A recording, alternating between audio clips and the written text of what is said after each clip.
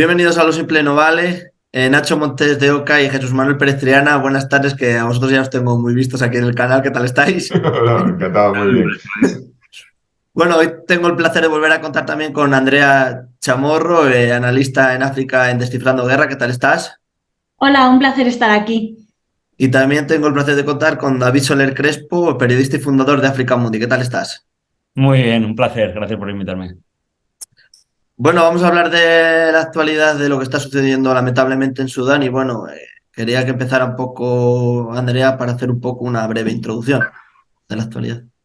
Bueno, pues actualmente nos encontramos en una situación de un alto el fuego prolongado durante 72 horas, empezando a contar desde la medianoche del día 30 para los que vean en diferido, en las que las RSF han atribuido este alto el fuego a la ayuda, más bien al apoyo a la mediación internacional, sobre todo de Naciones Unidas, Estados Unidos y otros países de las monarquías del Golfo, en las que sobre todo dicen que el objetivo es que se den los corredores humanitarios para que la gente pueda salir, porque actualmente ha habido como unos 75.000 refugiados a países vecinos debido a los conflictos y al mismo tiempo que puedan entrar los aviones de ayuda humanitaria, ya que el espacio aéreo se encuentra cerrado, a excepción de, como digo, los aviones de ayuda humanitaria, pero es que los primeros han empezado a llegar ahora tras 2 semanas de combates muy intensos.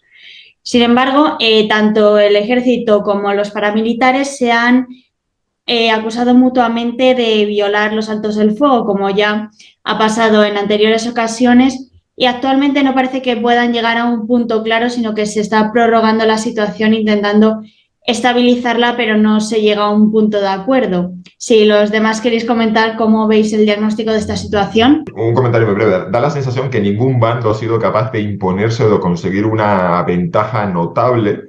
Por eso la predisposición de ambos bandos a firmar el alto el fuego, y sobre todo yo tengo la sensación de que todo esto de abrir los corredores humanitarios, permitir la salida de los extranjeros, tiene que ver porque ningún bando ahora quiere enemistarse o quiere ponerse muy... Es decir, no quiere soliviantar a la comunidad internacional, y ahora la gran incógnita es cómo se va a prolongar esto, por qué situación, y sobre todo, qué apoyos o qué apoyos internacionales van a conseguir cada bando. Porque ahora la gran incógnita, evidentemente las causas son endógenas y sí, es estrictamente sudanés el problema, pero la gran incógnita nos queda es cómo los actores internacionales, además hemos visto, estamos en un entorno internacional multipolar donde cualquier conflicto rápidamente aparecen en potencias regionales y globales a intervenir. Y entonces yo tengo la sensación esa de que todavía no lo tengo muy claro, porque por ejemplo a Meti se le consideraba el hombre fuerte de Rusia o con la conexión de Rusia al oro, pero llevaba unos meses intentando hacer una especie de lavar su imagen y acercarse a Occidente, por lo cual para mí no está tan claro que esto sea otro tablero más de la pugna entre Rusia y Occidente. Y entonces me da la sensación de que es muy confusa la situación, no hay ningún bando que se pueda imponerse, y de ahí que tengamos estas periódicos altos fuegos en el que cada bando reconoce que en el fondo pues tampoco están a la disposición de obtener una victoria clara. No sé cómo lo veis, a lo mejor estoy haciendo una expresión totalmente equivocada a la mía, pero bueno, me creo que ya estamos aquí para debatirlo. Sí, coincido con lo que escuché antes, y además hay una base tribal que es muy importante, que ocupa el sudoeste de Sudán, que es en la zona fuerte de los rebeldes, y bueno, cuando hay una base tribal siempre hay pertrechos, hay zonas, hay santuarios, hay zonas de protección que además se extienden más allá de la frontera de Sudán, y lo que contribuye a que se esté ante una inminente guerra civil es que en el periodo previo los rebeldes han ocupado zonas muy importantes, no solamente en la capital, en Jartum, sino que en otros sitios estratégicos. Entonces tienen presencia armada en varios sitios del país, y de esta manera no es que se estableció una frontera bien delimitada, con una zona, con una, digamos, que separa bien a los bandos. Los bandos están muy, muy mezclados territorialmente. Esa base externa que nombraban tanto Andrea como Jesús existe. El oro permite también sufragar el costo de la guerra, lograr municiones. Los dos bandos tienen mucho armamento, recordemos que Sudán tiene uno de los, junto con Etiopía y Egipto, uno de los ejércitos más numerosos de África. Entonces estamos hablando de una base muy fuerte y sumando los 100.000 rebeldes al menos, y sí, están dadas las condiciones para que el conflicto no se resuelva, y es lógico entonces que Occidente haya lanzado una operación de rescate de residentes y diplomáticos, porque si las perspectivas son tan malas, es mejor sacar a la gente antes de que esto se siga degenerando.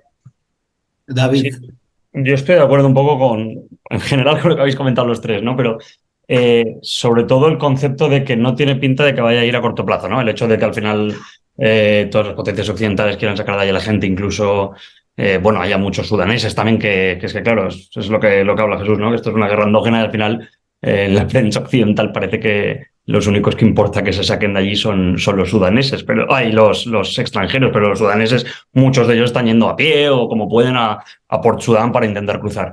Creo que en principio cuando Hemeti de alguna manera se subleva o lanza este ataque, ¿no? En Jartum, y el primer día, que el sábado, se dice que ya ha llegado al aeropuerto de Jartum, que el Palacio Presidencial ya lo tiene, lo que quería dar era un golpe de Estado rápido, y consideraba que de alguna manera, si pillaba por sorpresa al Burán y al ejército, lo podría conseguir, pero el ejército, si no me equivoco, ¿no? Creo que son más del doble o aproximadamente el doble de efectivos, y no es tan fácil, ¿no? Acabar de alguna manera con alguien tan poderoso, por mucho que tú hayas tenido tanto poder y lo hayas galvanizado durante tanto tiempo.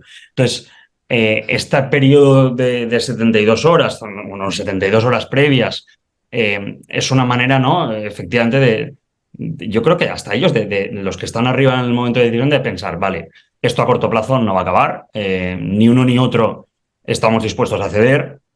Yo creo que pensar en un acuerdo negociado que puede llevar a una situación anterior al conflicto que estábamos viendo ahora es absolutamente irrealista, pero sí de un poco tantear esas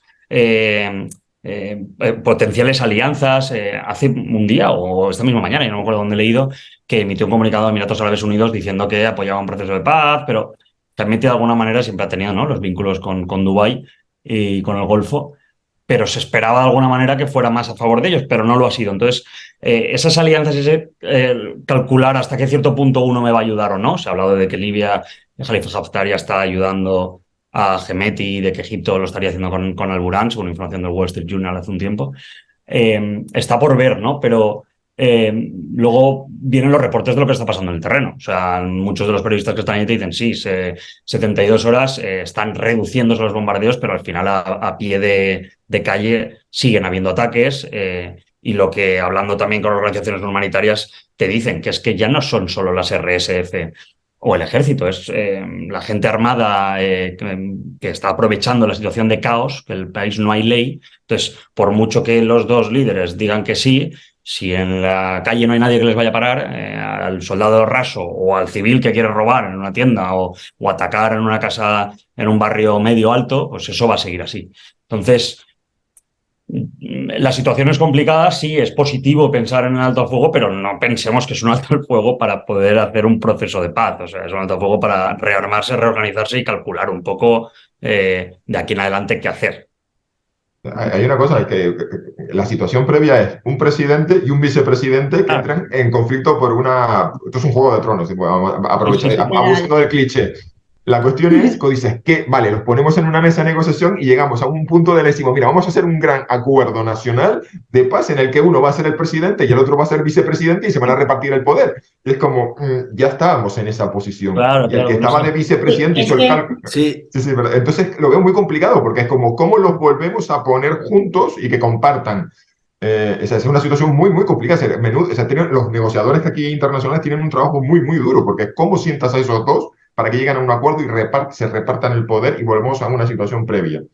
Es que actualmente tienen unos intereses tan diametralmente opuestos, porque es que todo esto empezó con que en el acuerdo de transición de Sudán, uno de los puntos innegociables era que las RSF quedasen integradas dentro del ejército, y es que este grupo ha tenido muchísima libertad siempre, y si se metían dentro del ejército la perderían. O sea, los militares quieren que se integren dentro del ejército y las RSF no quieren. Y como decíais, esto no se va a solventar en el corto plazo, porque además es que ambos actores están con sus propias fuentes de financiación, como decís, el oro y demás, y al mismo tiempo están muy armados. En las RSF se les calculan unos 100.000 efectivos. Luego, al mismo tiempo, sí, son muchísimos. Y luego eso, tiene una cantidad de armamento suficiente para continuar durante mucho tiempo. Y en los primeros momentos de los combates, las RSF iban con una clara ventaja hasta que el ejército sudanés, bueno, el gobierno sudanés y la inteligencia sudanesa los declararon como grupo rebelde, sacaron los aviones de las bases aéreas y se pusieron a bombardear absolutamente todo. Ahí consiguieron salvar Jartum, pero ahora mismo están en una lucha de poder que involucra a la mayoría de estados sudaneses, en la que más bien intentan controlar los puntos claves de Sudán, ya que es que Sudán la mayor parte es desierto, así que no es tanto extensión como conseguir los puntos clave, como vosotros decís, los recursos naturales por Sudán, Jartum para tener la legitimidad internacional. Y ahora mismo las potencias como que no quieren meterse para no cronificar más el conflicto, porque ya si se empiezan a meter, por ejemplo, decimos los países del Golfo, Rusia, etcétera, esto puede llevar años hasta que se resuelva. Sí. Y apoyando lo que dice Andrea, es que también hay que entender las diferentes coaliciones que se están mezclando acá o las diferentes tensiones. Vos tenés tensiones intertribales, tenés tensiones intergrupales, que no es lo mismo, porque algunas tribus se alían a otras y forman alianzas tribales, pero también hay intereses de regiones productoras versus regiones urbanas. Por otro lado, tenés al gobierno ruso apoyando al gobierno de Jartum, al gobierno legal, pero también tenés a Prigozhin apoyando a un grupo rebelde por la extracción de oro, y ahí también hay una tensión, que a su vez los rebeldes se acercaron, como creo que fue Andrea quien dijo, se acercaron a Occidente, no, Jesús fue, para tratar de hacer un lavado de cara. Ahí hay otra tensión.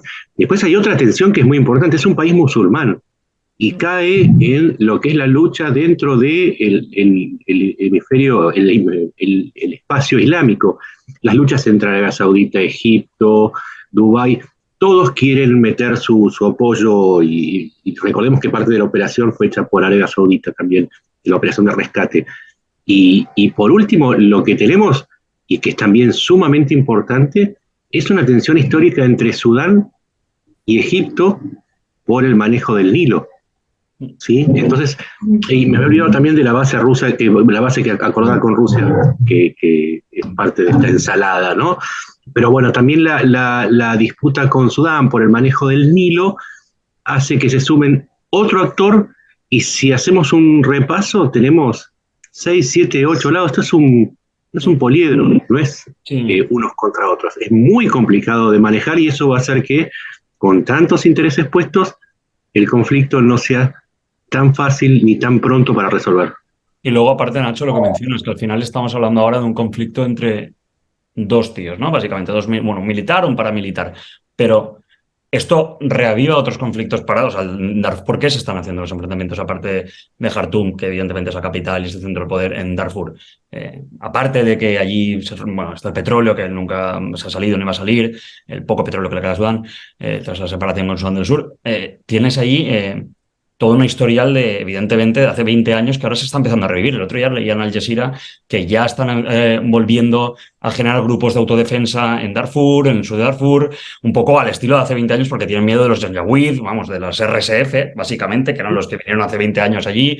Y de nuevo viene el tema tribal, que al final es la realidad. Árabes versus no árabes, luego los más elite si se dividen con los FUR. Entonces, todo esto al final es un poco peligroso, porque es que incluso es lo que mencionas. En el caso de que se solventara una de esas diferentes vertientes, ¿no? O de que la comunidad internacional se uniera, que no va a ocurrir, o que Hemeti y Al-Burhan acabaran, o que uno de los dos ganara, se va a generar una tensión que reaviva brechas que parecían cerradas, pero no lo están desde hace mucho tiempo, especialmente en el oeste, que es un problema muy gordo. Entonces, pongamos que se acaba esto, que al-Bashir, digamos, un hipotético caso, ¿no? Vence, tal, Hemeti, tal, vuelve al país. Pero, ¿y qué pasa luego en Darfur? O sea, ¿cómo haces con todos esos RSFs que quedan fuera, ¿no? Hablamos decía Andrea, 100.000 y pico personas. Todas esas personas no te las vas a cargar de un día para otro.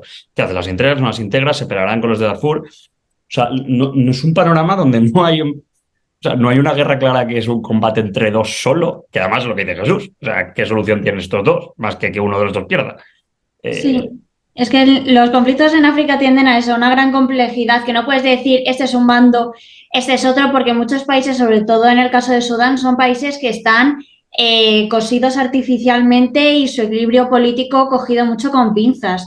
Sobre todo desde la caída de Omar al-Bashir, ya se veían tensiones entre la parte civil y la parte militar, que se rompían los acuerdos para formar gobierno, 6 horas después volvían a la mesa de negociaciones. Era un país que estaba muy frágilmente apuntalado y además ha vivido una enorme tensión interna con los golpes de Estado en el Sahel, Chad, etcétera, y además de la guerra en Etiopía. Y esta guerra en Sudán se la está observando con mucha preocupación debido a que puede sentar un precedente muy peligroso en la región y, como decía David, avivar conflictos existentes no solo dentro de Sudán, sino en su entorno. Fíjate, precisamente por eso yo tengo la sensación de que todavía nadie se ha atrevido a dar el primer paso. Es decir, yo no, mientras en otros conflictos, lo digo por fuentes, por inteligencia de fuentes abiertas, ¿no? Que inmediatamente están ahí todos los especialistas viendo, Sí. capturando pantallazos y poniéndote, mira, Ilushin con matrícula de Azerbaiyán aterrizando en Jartum. Esta es una empresa que se llama Ruta de la Seda, Silkway, Azeri, que está metida en todos los fregados. Mira, avión con matrícula del Emirato de hay un Emirato de Arabia, de Emiratos Unidos que, bueno, ahí es como quien dice Panamá, es un sitio donde se matriculan aviones y los... Como ese pasó en tipo de cosas. Etiopía. Sí, o ese Que tipo de de cosas. repente había armamento de todo tipo de países, porque claro, estos conflictos son maravillosos para probar armamento. Pero aquí, como dice Jesús, nadie se atreve por planificar el conflicto o porque se De, desestabilice todo. de momento, de momento. Sí, de Me refiero a momento. decir que Que en hemos 2 meses a trazado lo el mejor me mapa callo. de todos los vectores que pueden haber aquí, pero tengo la sensación de que no hay nadie ahora mismo que diga, venga, como en Libia, vamos claramente a favor de los rebeldes. Y eso que no, es decir, que tenemos a países como Emiratos, Rusia, Arabia Saudita, Egipto, que no han tenido ningún reparo de hacerlo en otros conflictos. No sé, tengo la sensación de que ahora mismo estamos como alrededor de una piscina, está todo el mundo mirando, pero no hay nadie que se lance a tirarse al agua. Y otra cosa, y con esto rápidamente, Sudán era un país que tenía un ejército que era dueño de un complejo militar industrial como el ejército egipcio y pakistaní. Es decir, si bien yo no he visto ese fenómeno de que hayan empezado a llegar los aviones, los Ilushin, los Antonov de transporte con armamento de fuera, es que no hace falta, de momento no hace falta porque Sudán tiene suficientes factorías y tiene suficiente producción de armamento, aunque todos son diseños soviéticos y chinos producidos, plagiados o producidos bajo licencia, y ahora hemos visto a los rebeldes de las fuerzas de apoyo rápido entrando en alguna factoría, enseñando material y demás. Es decir, que en Sudán ahora mismo hay suficientes montañas de armamento y suficientes factorías de armamento como para que eso no sea necesario. Es decir, si bien yo no he percibido que o no había detectado que ya han empezado a llegar los apoyos internacionales, de momento es que Sudán, los depósitos que hay allí son suficientes para alimentar un conflicto. Entonces, vamos a ver, entonces esos apoyos externos a lo mejor serían entregando materiales clave, si no son necesarios, a lo mejor se entregarán drones o armamento, algún tipo de armamento avanzado, pero de momento no ha sucedido y da la sensación de que eso nos abre una oportunidad, a ver si que la falta de atrevimiento de Rusia, Arabia Saudita, Egipto, Emiratos y la comunidad internacional de ponerse de un lado, pues a lo mejor, pues bueno, sucede un milagro de eso de la comunidad internacional por una vez se puede poner de acuerdo, pero nada, bastará con que alguien rompa ese tabú, decir, mira, esto lo voy a solucionar yo apoyando el bando A o el bando B, para allá van mis Antonov 124 cargados de armas y entonces ya veremos una carrera por tonto el último en armar a un bando u otro. Que me pregunto hasta qué punto estará afectando el conflicto a Ucrania que nadie se meta, porque ahora mismo está como todo el mundo fijándose en Ucrania y cómo puede desestabilizarles como para encima meterse en un conflicto de Sudán que puede llegar a ser, como decíamos, de muy largo recorrido. No sé cómo lo veréis el resto. Hombre, hay una sola cuestión, es que ahora mismo alguien que descuelgue el teléfono y diga, mira, quiero miles de palets de proyectiles de 155 milímetros, lo va a tener complicado. Es decir, ahora mismo los traficantes internacionales estamos en un mercado en el que está la producción de Rusia, Irán, China, Corea del Norte, Corea del Sur, hasta Pakistán está produciendo municiones que está comprando el Reino Unido y transportando a Ucrania vía Rumanía. O sea, también es verdad que en ese punto ya es un momento un poco delicado para conseguir en los mercados internacionales montañas de armamento. Pero de momento yo digo que no son necesarias porque Sudán tenía su propio complejo militar e industrial. que me resulta bastante curioso porque era un intento de, como Egipto y Pakistán, que tenían empresas públicas y es una forma de tener a los militares entretenidos en un ejército macrocefálico, que cuando llegas a un acuerdo de paz y vas integrando rebeldes y vas integrando facciones, pues cómo colocas a muchos cuerpos, empresas públicas que se lleven su parte y con eso, pero con eso tenemos pues un polvorín ahí de armas. Y perdón que haya hablado más que nadie, pero es que estaba pensando eso mismo que habéis dicho, claro, lo de Ucrania, digo, claro, están todos los proveedores de armamento ahora mismo con su producción comprometida. Y hacemos lo que acabas de decir, Jesús, con de Ucrania, con una similitud, que es la cuestión de las retaguardias. Ya dijimos que es un problema tribal también, y es que el conflicto tiene unas retaguardias más allá de las fronteras de Sudán.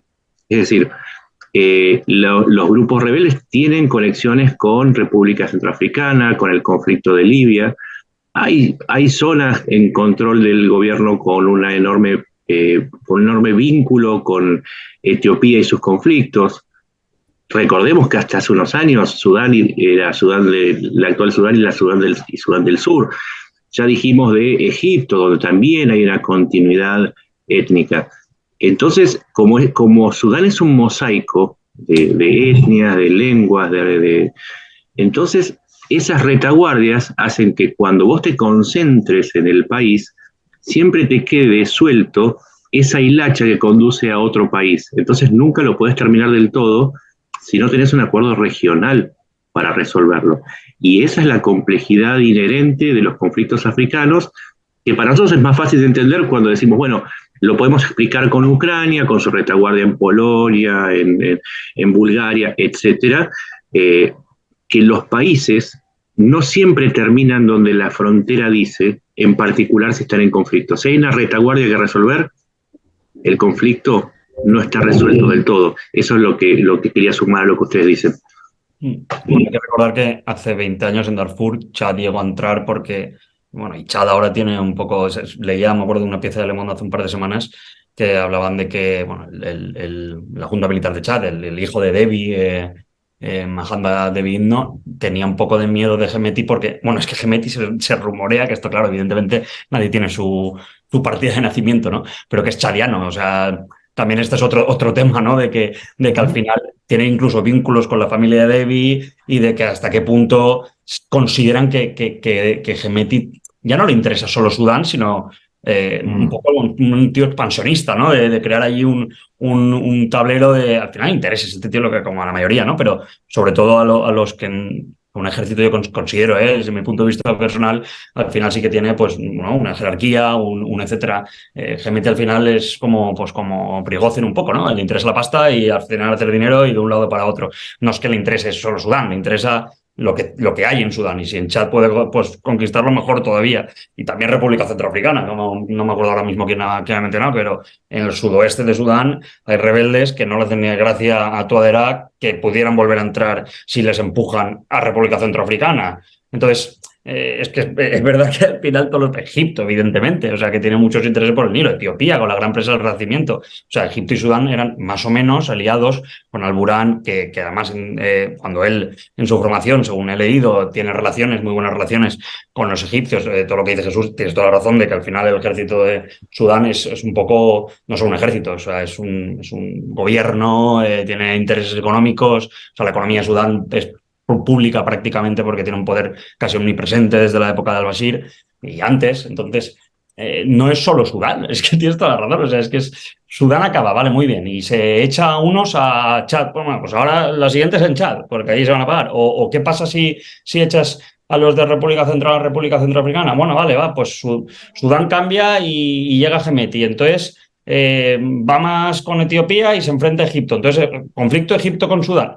O sea, es un tema bastante tal, y yo lo que al menos he visto del IGAD, la Autoridad Intergubernamental de África, del Este de África, dentro de la CAO, es que sí que van a intentar, porque tienen un poco ese miedo, ¿no? De que se expanda una guerra ya no que deriven conflictos en países de al lado, pero que sí que generen un flujo de refugiados que pueda generar conflictos étnicos tribales, porque las fronteras, como sabéis, no son fronteras. Al fin y al cabo, eso es un poco mentira, ¿no?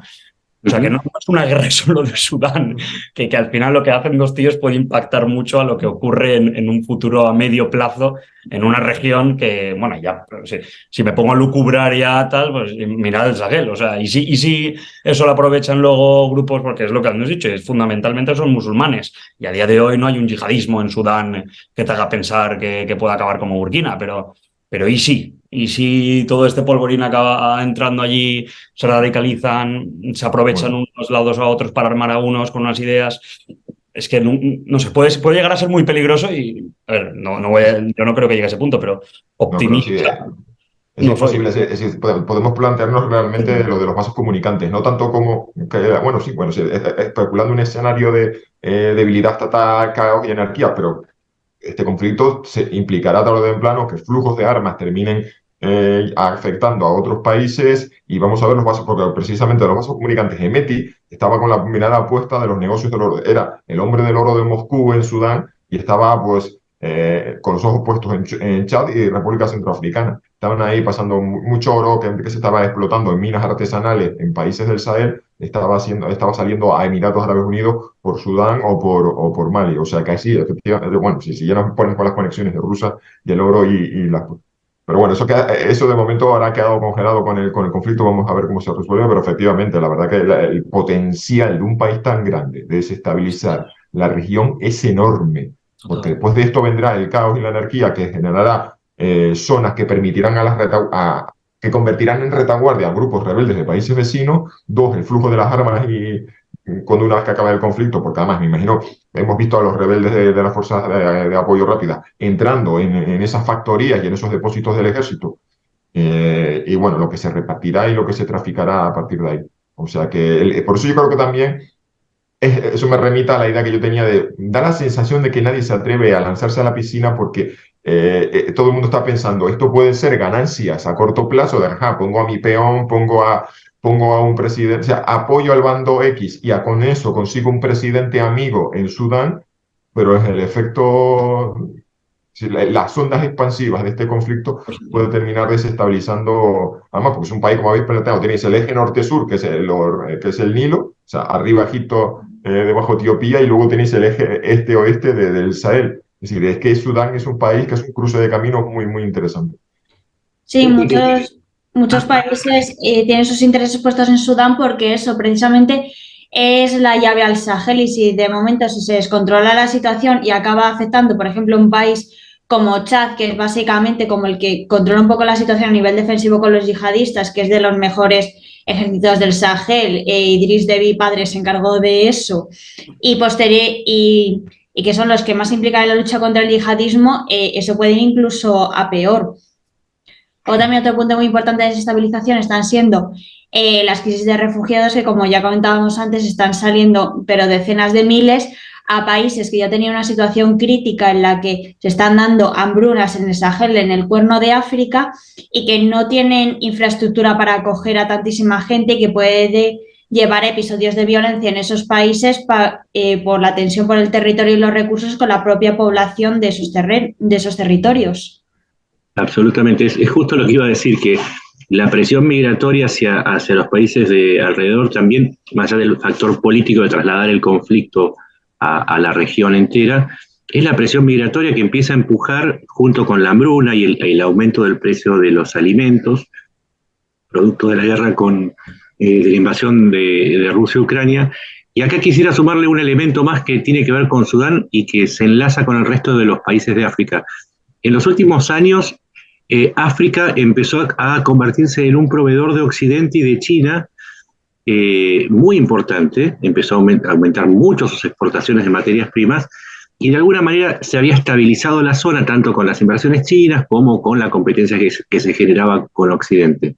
Ahora eso está estallando y junto con la salida de los recursos naturales de Rusia, la salida de los recursos naturales de África por la sucesión de conflictos, es un riesgo tan grande como el que se generaría si la presión migratoria empieza a empujar las oleadas anteriores hacia una Europa que en este momento no está en el mejor momento y está saturada en algún punto de la recepción de inmigrantes. Entonces, ¿con esto qué quiero decir? nunca un conflicto es localizado. Siempre tiene influencias mayores, en este caso económicas, porque si África sale, si gran parte de la producción de materias primas de África sale del mercado, va a tener un efecto sobre la economía mundial muy grande. Entonces, no se trata solamente de un conflicto de los africanos. Estos conflictos siempre impactan, particularmente si se esparcen y si sus consecuencias llegan a las economías más grandes, y eso a su vez afecta al resto de las economías. Entonces, es importante hacer docencia de que ningún conflicto es poco importante, más allá de la obvia razón humana de que muere gente, que hay gente que es desplazada, que hay gente que queda mutilada. En cualquier aspecto que lo veamos, ningún conflicto es poco importante, y el de Sudán mucho menos, por lo que estamos hablando, claramente. No sé si queréis abrir el debate a alguna cosa más, porque hemos tocado muchos temas.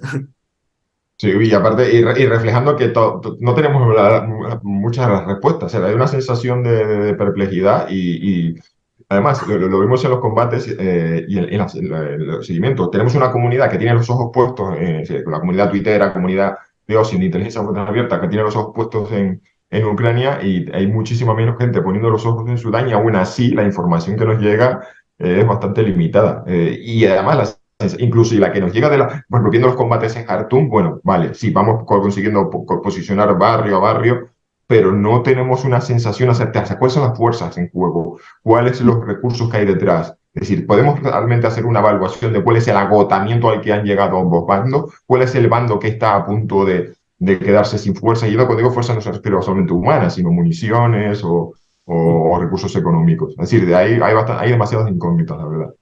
Sí, es que realmente Sudán ya era un país hermético de por sí antes del conflicto, y ahora que ha habido cortes de internet en la capital y que muchas veces, o sea, los reportes oficiales no te puedes fiar porque se contradicen entre ellos o ponen vídeos de otros días, o sea, en cuanto monitorizas un poco la situación ves que ambos mienten. Ha habido cortes de internet que curiosamente han tardado poco en comparación a otros países africanos, que muchas veces cuando empieza a ocurrir este tipo de cosas, a las pocas horas cierran internet en todo el país.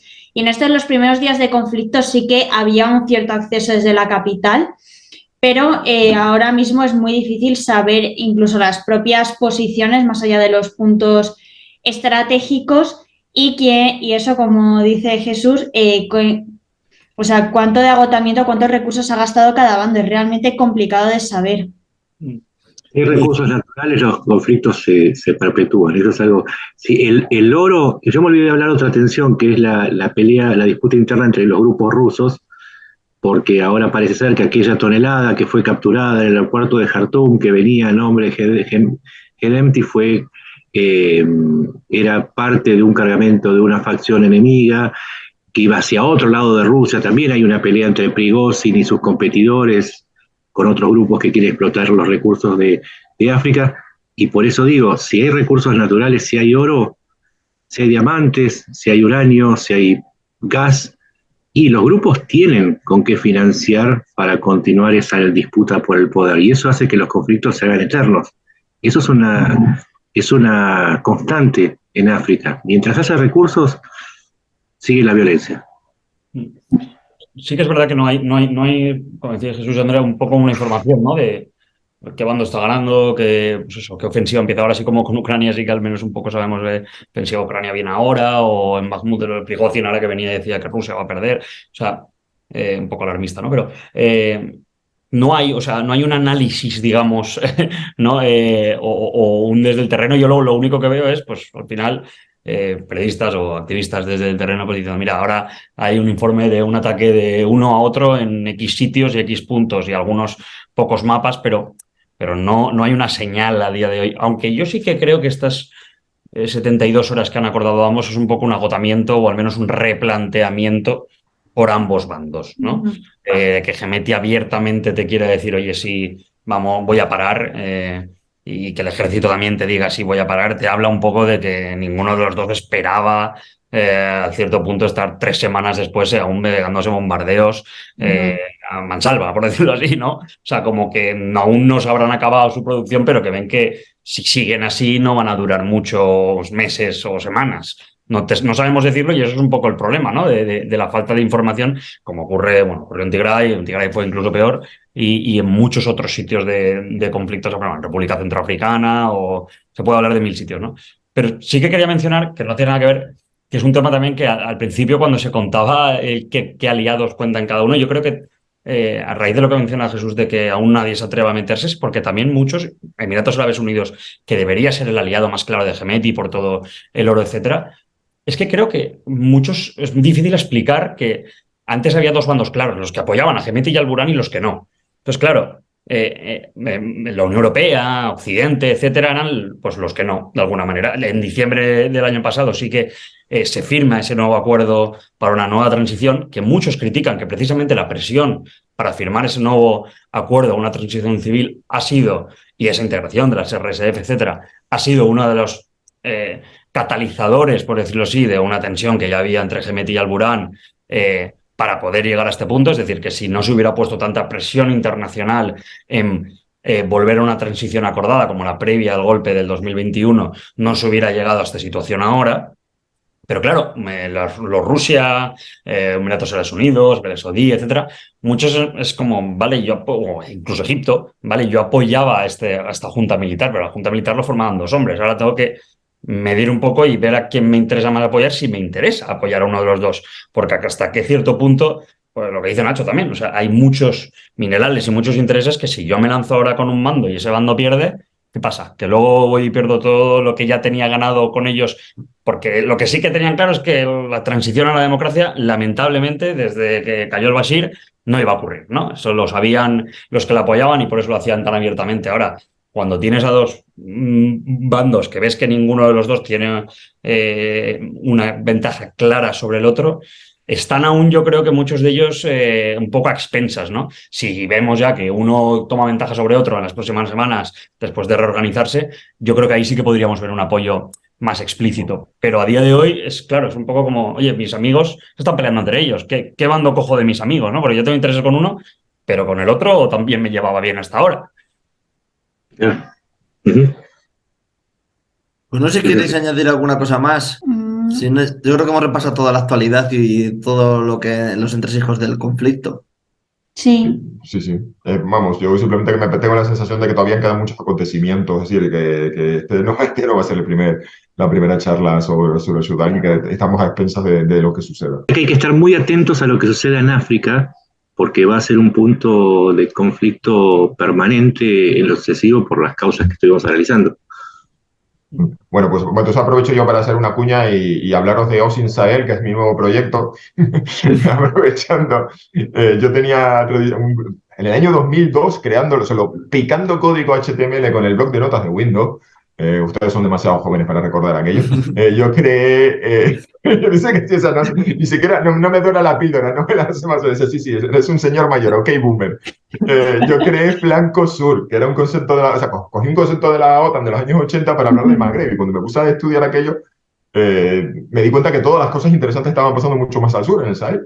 Lo que pasa es que el flanco sur, bueno, siempre hay quien me discute que España no tiene que mirar al sur como un flanco, que es lateral, sino el frente. El flanco sur era un concepto de la OTAN, digo, bueno, hacía falta superar aquello, y entonces pues tengo una nueva página web donde voy a hacer el seguimiento principalmente de lo que es el Sahel occidental, porque recordemos que el Sahel es la franja donde termina el Sahara, es una región ecoclimática que va de mar a mar, porque hay gente, aquí en España hablamos del Sahel y pensamos en Mali, Níger, Burkina Faso, y la gente se olvida de que Sudán y Eritrea, de Etiopía también hay una parte que es el Sahel, pero bueno, donde están los intereses de la Unión Europea, donde están los soldados españoles desplegados y donde está el conflicto geopolítico hasta la fecha era en el Sahel occidental. Pero bueno, Sudán sí está dentro de mi área de interés y por eso estoy hoy aquí. osintsahel.com. Y bueno, estamos arrancando, pero ya tenemos unos cuantos artículos publicados y ahora vamos a coger carrerilla. Así que nada, digo, aprovecho, no podía dejar de pasar la oportunidad para promocionar el proyecto. Es que como Nacho ha dicho, hay que estar pendiente de África. Digo, yo lo estoy. Yo tiré el centro porque sé que ustedes tres son especialistas y conocen del tema, así que lo mío fue tirar el centro, así que ustedes cabeceen y metan los goles. No, buena pinta tiene, Jesús. Le acabo de meterme en la web porque no la. O sea, yo te conocía y tal, pero la web vista concretamente no la había visto, la verdad. Y, a ver, Meto también mi cuña. Nosotros en Africa no somos especialistas para nada solo en seguridad. Al revés, nosotros hacemos lo que dice Nacho, cubrir información de actualidad africana y análisis de lo que ocurra. Entonces, a mí me sirve también porque yo cierta información, por ejemplo, de que Senegal contará por primera vez con patrullas lanzamisiles que estoy viendo ahora, Jesús, pues no lo sabía. Eso a mí me viene muy bien también intentar, Y ¿no? verás que yo hago el análisis de, bueno, recopilo la información y la cuestión es por qué y en qué contexto. Y eso ya lo llevamos al tema de la explotación de los recursos naturales y el gas y por qué los senegaleses han decidido gastar dinero en tener patrulleros lanzamisiles, cosa que ha puesto muy nerviosos a los nigerianos. Entonces, no va a ser una página solamente de identificación de material. Voy a coger fuentes abiertas. Los temas principales serán las Fuerzas Armadas y los temas de seguridad y defensa, pero siempre detrás pensando y explicando el por qué sucede esto y en qué contexto. Por eso mi página tendrá que solaparse con páginas como la tuya y el trabajo y el análisis de Descifrando la Guerra. O sea, que esto es una comunidad. El propósito último es que aquí haya una comunidad que es lo que yo lo digo desde la presentación del proyecto. Yo no pretendo estar solo, sino estar en un contexto de una comunidad de conocimiento donde cada uno desde su área de conocimiento y de ser experto consigamos avanzar en el conocimiento de África. Sí, que para los poquitos que nos interesa África hay que apoyarnos entre nosotros. Sí, porque al final luego a ti se te pasa una cosa, al otro no, o el otro tiene más expertise en una cosa. A mí me interesa también mucho pues cómo reacciona Kenia o que si va el presidente de Sudán del Sur y que tiene que ver los países de al lado, por ejemplo, porque al final es la que cubrimos, ¿no? Y yo no llego a todo. Sí, no, mira, yo estaba escribiendo sobre lo de las patrulleras y fue pura casualidad que encontré un artículo sobre la cuestión de los derechos humanos de los trabajadores del sector energético de Senegal y fue cuando dije, mi amigo, que esto venía porque hay una cuestión de recursos naturales y gas offshore, vale. O sea, que el trabajo de uno que no tenga, se complementa y resulta que vamos componiendo el puzzle entre todos. Yo los ayudo desde mi pequeño lugar, me quedó un lugar muy chiquitito para el trabajo de ustedes, así que los ayudo con la difusión del tema porque, insisto, es importante y África siempre queda mucho más cerca de lo que uno supone. Sí, y aprovecho también, como que David ha dicho y Jesús, pues seguir a Andrea en Twitter. Ya lo pondré en el enlace del vídeo. Y a Nacho con sus hilos también en Twitter, que son dos cracks también. Pues lo dicho, muchísimas gracias a los cuatro y espero volver a veros otro ratito y charlar, ¿vale? Sí. Muchas gracias. Muchas gracias. Gracias a todos. Adiós. Adiós.